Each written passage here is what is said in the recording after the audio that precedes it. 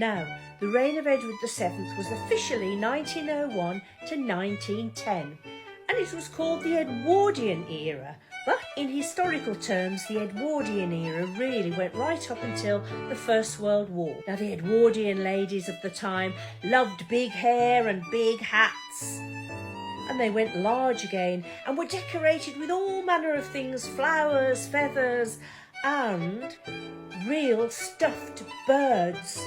This was resulting in massive amounts, along with the shooting parties of the time, of birds being slaughtered for their plumage, purely just for decorating ladies' hats.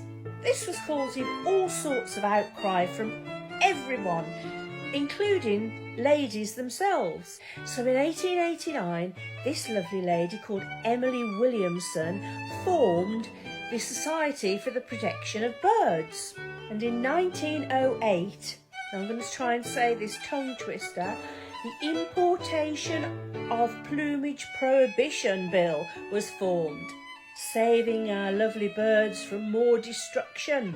Thank you, Emily Williamson, for saving our birds. Nice to see you in another snappy fact. Join me again soon for another one. Bye.